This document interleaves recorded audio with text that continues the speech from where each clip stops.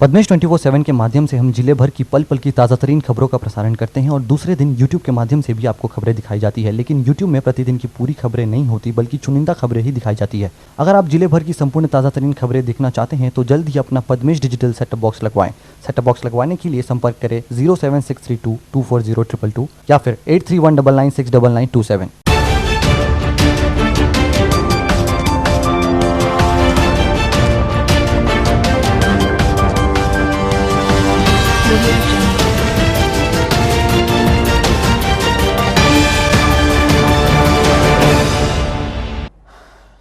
नमस्कार, पद्मेश 24/7 में आपका स्वागत है। मैं हूं अर्चना मिश्रा। आगे बढ़ने से पहले सबसे पहले एक नजर आज के हेडलाइंस पर।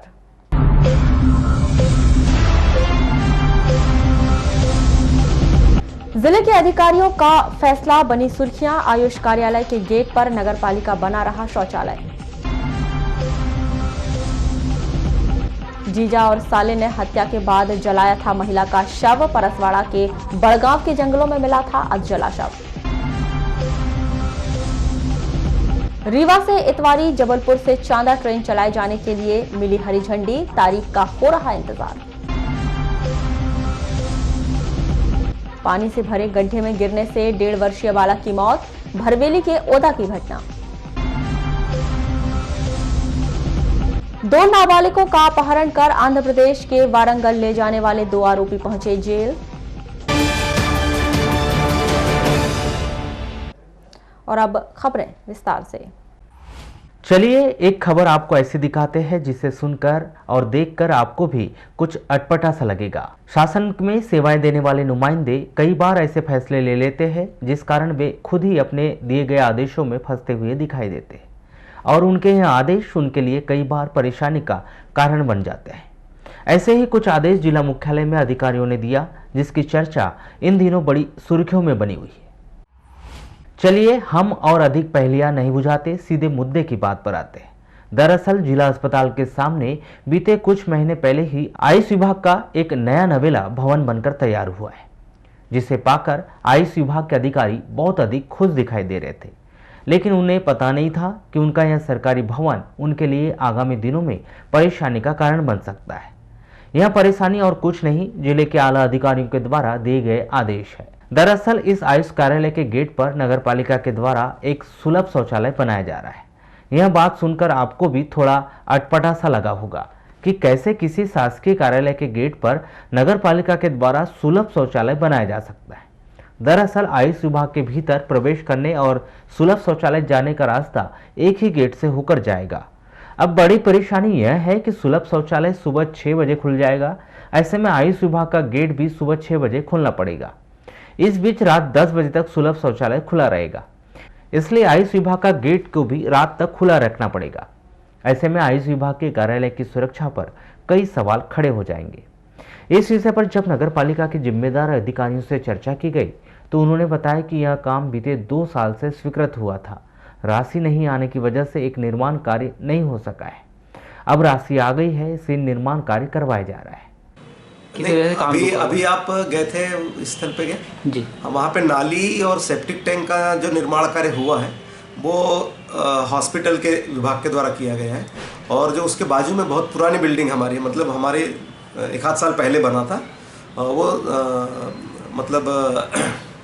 वो सुलभ शौचालय नगर पालिका के द्वारा बनाया गया है। जब आयुष की बिल्डिंग नहीं बनी थी उसके पहले का है वो प्रोजेक्ट, और चूँकि उसकी राशि प्राप्त नहीं हो पाई थी इसलिए काम पूर्ण नहीं हो पाया। इस विषय पर जब हमने आयुष विभाग के जिला अधिकारी डॉक्टर शिवराम शाक्य से चर्चा की तो उन्होंने बताया कि यह भूमि उन्हें 2016 में आवंटित की गई थी, जिसके लिए शासकीय विभाग की सभी अनुमति और सभी प्रक्रियाएं पूर्ण करवाई गई।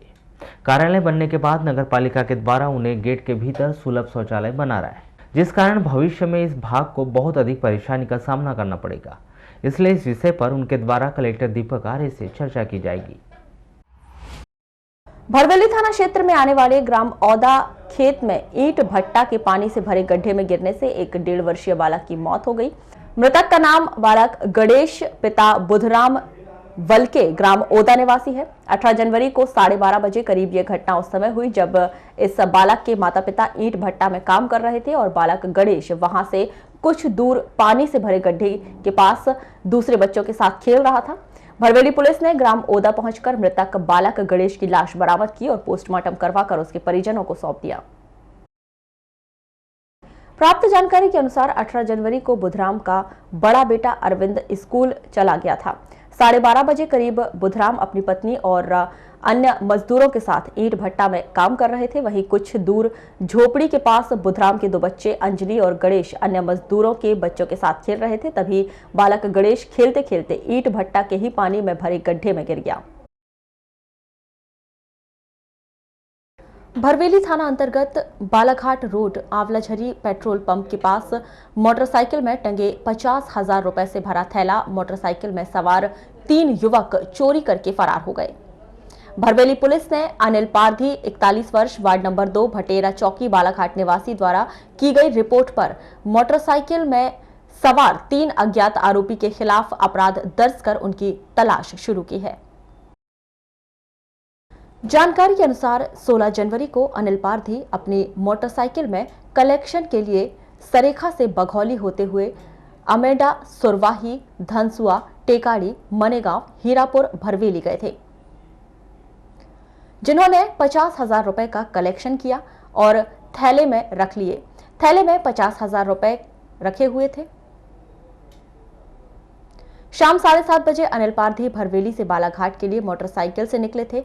आंवलाझरी पेट्रोल पंप के करीब विश्वकर्मा मंदिर के पास ग्राम टवेझरी में अनिल पारधी के पास रोका और इस दौरान एक मोटरसाइकिल में सवार 3 अज्ञात लड़के बालाघाट की ओर से आए थे और मोटरसाइकिल के हैंडल में टंगा 50,000 रुपए का भरा थैला निकाल कर भागने लगे।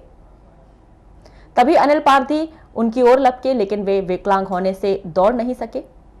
18 जनवरी को रिपोर्ट करने भरवेली थाने वे पहुंचे।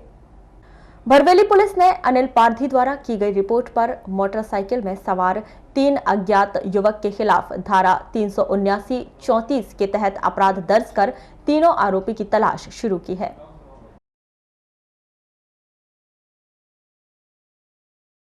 रेलवे मंत्रालय द्वारा जबलपुर, नैनपुर, बालाघाट, गोंदिया ब्रॉडगेज के रास्ते 2 और ट्रेन चलाए जाने की स्वीकृति प्रदान कर दी गई है। इंतजार किस बात का है कि ट्रेन चलाए जाने के लिए तारीख की घोषणा की जाए। जारी पत्र के अनुसार रीवा से इतवारी के मध्य, जबलपुर से चांदा पोर्ट और जबलपुर नैनपुर के मध्य एक पैसेंजर ट्रेन चलाए जाने का प्रस्ताव रेलवे बोर्ड द्वारा पारित किया गया है। दूरभाष पर चर्चा के दौरान दक्षिण पूर्व मध्य रेलवे बिलासपुर के सीनियर CPRO संतोष सिंह ने बताया कि जबलपुर के रास्ते नैनपुर, बालाघाट, गोंदिया रूट से कुछ और ट्रेन चलाए जाने के लिए रेलवे मंडल को प्रस्ताव भेज दिया गया है। अंतिम स्वीकृति मिलने के बाद ही इन ट्रेनों की सूची और पूरा शेड्यूल जारी किया जाएगा। बता दें कि वर्तमान समय में ब्रॉडगेज के किस रूट पर रोजाना आधा दर्जन से अधिक माल वाहन कार्य और सप्ताह में एक बार अप डाउन फेस्टिवल गया चेन्नई फेस्टिवल एक्सप्रेस का संचालन हो रहा है। इसके बाद बालाघाट, मंडला, सिवनी, जबलपुर जिले के लोगों को और अधिक ट्रेन चलाए जाने को लेकर मांग बढ़ती जा रही है। देखना अब यह है कि आगामी दिनों में रेलवे मंडल द्वारा कितनी ट्रेनें शुरू की जाती हैं। जिले के परसवाड़ा थाना अंतर्गत ग्राम बड़गांव के जामुन झोड़ी के जंगल में जबलपुर निवासी महिला की हत्या उसी के प्रेमी ने अपने साले के साथ मिलकर की थी।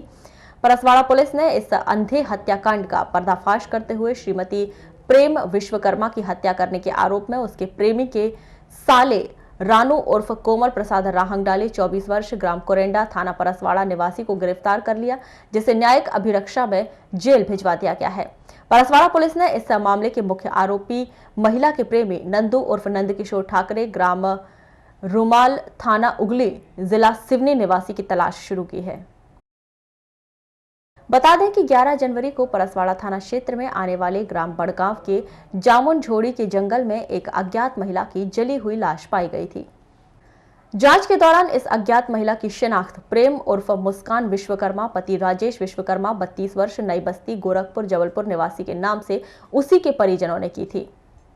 9 जनवरी को प्रेम विश्वकर्मा बैंक जाती हूं कहकर घर से निकली थी, लेकिन घर नहीं लौटी, जिसके गुम होने की रिपोर्ट गोरखपुर थाने की रामपुर पुलिस चौकी में की गई थी, जिसके दूसरे दिन 11 जनवरी को बड़गांव के जामुन झोड़ी के जंगल में प्रेम विश्वकर्मा की जली हुई लाश बरामद की गई। बताया गया है कि शादी के पहले से प्रेम विश्वकर्मा का प्रेम संबंध नंदू उर्फ नंदकिशोर ठाकरे के साथ चल रहा था और यह प्रेम संबंध शादी के बाद भी बरकरार था। प्रेम विश्वकर्मा जब भी अपने मायके आती थी तब वह अपने प्रेमी नंदू उर्फ नंदकिशोर ठाकरे से मिलती रहती थी। बताया गया है कि प्रेम विश्वकर्मा नंदू उर्फ नंदकिशोर ठाकरे पर शादी करने का दबाव बना रही थी, लेकिन नंदू उर्फ नंदकिशोर ठाकरे अपनी प्रेमिका प्रेम विश्वकर्मा से शादी करने तैयार नहीं था और वह प्रेम विश्वकर्मा के द्वारा बार बार शादी करने का दबाव बनाए जाने से परेशान था। प्रेम द्वारा शादी करने बार बार दबाव बनाए जाने से परेशान नंदू उर्फ नंदकिशोर ठाकरे ने अपने साले रानू उर्फ कोमल प्रसाद राहंगडाले के साथ अपनी प्रेमिका प्रेम विश्वकर्मा की हत्या करने की योजना बनाई और नंदू उर्फ नंदकिशोर ने प्रेम विश्वकर्मा को जबलपुर से नैनपुर बुलवाया था।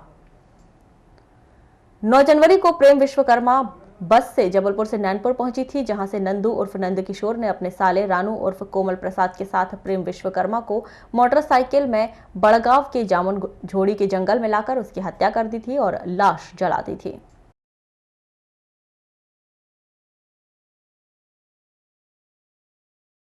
दो नाबालिग लड़की को बहला फुसलाकर उन्हें भगाकर ले जाने वाले 2 युवक आंध्र प्रदेश में दोनों लड़कियों के साथ पकड़ लिए गए। इस मामले में गिरफ्तार दोनों आरोपी, जिनमें संजीव उर्फ संजू पिता चैनलाल लिल्हारे 28 वर्ष और सनोज पिता परमानंद ढोमने 26 वर्ष, दोनों भरवेली निवासी हैं। दोनों को न्यायिक अभिरक्षा में जिला जेल भिजवा दिया गया है। जानकारी के मुताबिक 27 सितंबर 2020 को कोतवाली क्षेत्र से एक 17 वर्षीय नाबालिग लड़की बिना बताए चली गई थी। परिजनों द्वारा की गई रिपोर्ट पर कोतवाली पुलिस ने इस नाबालिग लड़की को बहला फुसलाकर उसे भगाकर ले जाने के आरोप में अज्ञात आरोपी के खिलाफ धारा 363 भारतीय दंड विधा के तहत अपराध दर्ज कर इस नाबालिग लड़की की तलाश कर रही थी। वहीं 18 दिसंबर 2020 को भरवेली थाना क्षेत्र से एक 16 वर्षीय लड़की भी घर से बिना बताए चली गई थी। भरवेली पुलिस भी इस नाबालिग लड़की को बहला फुसलाकर भगाकर ले जाने के आरोप में अज्ञात आरोपी के खिलाफ धारा 363 के तहत अपराध दर्ज कर उसकी तलाश कर रही थी। गुमइंसान तलाशी के दौरान हाल ही में सूचना मिली कि दोनों नाबालिग लड़कियां आंध्र प्रदेश के वारंगल में किसी लड़कों के साथ में है। इस सूचना पर भरवेली और कोतवाली पुलिस ने आंध्र प्रदेश के वारंगल में दोनों लड़कियों को उक्त लड़कों के साथ दस्तयाब किया और थाने लाकर पूछताछ की। कोतवाली क्षेत्र में बिना बताए गए 17 वर्षीय नाबालिग लड़की ने संजीव उर्फ संजू लिल्हारे द्वारा उसे बहला फुसलाकर भगाकर ले जाने और शादी का झांसा देकर शारीरिक संबंध बनाने का आरोप लगाया था। बालाघाट जिले में पाए जाने वाला अति विलुप्त प्रजाति के वन्य प्राणी पेंगोलिन की तस्करी के मामले बीते कई वर्षों से सामने आ रहे हैं। विदेशों में मोटी रकमों में बिक्री पेंगोलिन के लिए सबसे बड़ा खतरा बन गई है। नेपाल, थाईलैंड सहित अन्य देशों में लगातार बेचने का खुलासा तस्करी में लिप्त आरोपियों के द्वारा किया गया है। ऐसा नहीं है कि वन विभाग के द्वारा पेंगोलिन तस्करी पर नकेल कसने के लिए प्रयास नहीं किए गए हो, लेकिन इस बार वन विभाग के द्वारा पेंगोलिन की तस्करी को रोकने के लिए नया रोड मैप तैयार करते हुए मैदानी स्तर पर जाल बिछाया गया है। जंगलों के भीतर किसी भी घटना की जानकारी मुखबिर तत्काल वन विभाग के आला अधिकारियों को तक पहुंचाते हैं, जिससे पेंगोलिन की तस्करी को रोका जा सके। इसका बड़ा उदाहरण बीते दिनों वारासुनी तहसील में दिखाई दिया, जब आधा दर्जन से अधिक पेंगोलिन की तस्करी के आरोपी को गिरफ्तार किया गया। इस दौरान जिंदा पेंगोलिन को सुरक्षित वन क्षेत्र में छोड़ा भी गया। पेंगोलिन की तस्करी को रोकने के लिए वन विभाग के द्वारा मुखबिरों की बड़ी मदद और उन्हें हथियार बनाकर काम किया जा रहा है। वन मंडल स्तर पर जगह जगह हर रेंजों में एक तो वन चौकी है हमारे पास, और वाहन भी है, जिसको वनवर प्राणी या वन की कटाई को रोकने के लिए वन विभाग सतत भ्रमण कर रहा है। उसकी निगरानी की हमारे अपने मुखबिर भी तैयार हैं। जहां से जैसी सूचना मिलती है हम तुरंत उस पर कार्रवाई करते हैं। लालबर्रा मुख्यालय से लगभग 16 किलोमीटर दूर स्थित ग्राम पंचायत टेंगली खुर्द में 19 जनवरी को शाम 5 बजे एक बंदर ने टेंगली खुर्द निवासी 13 वर्षीय बालक निहाल मेश्राम पर हमला कर दिया, जिससे वह घायल हो गया, जिसे सामुदायिक स्वास्थ्य केंद्र लालबर्रा लाया गया, जहां बालक का प्राथमिक उपचार जारी है। पद्मेश से चर्चा में घायल बालक की मां होलासन मेश्राम ने बताया कि निहाल दुकान गया था, जहां से सामान लेकर वापस घर आ रहा था। रास्ते में मौजूद चौक के पास एक पेड़ में बंदर बैठा हुआ था, जो अचानक छलांग लगाकर निहाल के पास आ गया और उसका पैर पकड़कर रोड पर गिरा दिया, जिसके बाद उसके पेट में नाखूनों से हमला कर दिया, जिससे वह घायल हो गया। ये दुकान गया था जी। दुकान से आ रहा था सामान लेके जी। नल है वहाँ चौक में, वहाँ पे एक पेड़ है, वो पेड़ पे बैठा था बंदर जी। बिल्कुल लपक गया, वो बंदर ने बिल्कुल इसके पैर पकड़ करके रोड पे गिरा दिया इसको जी। तो ये थी अभी तक की खास खबरें। अगले न्यूज बुलेटिन के साथ फिर मुलाकात होगी, तब तक के लिए नमस्कार।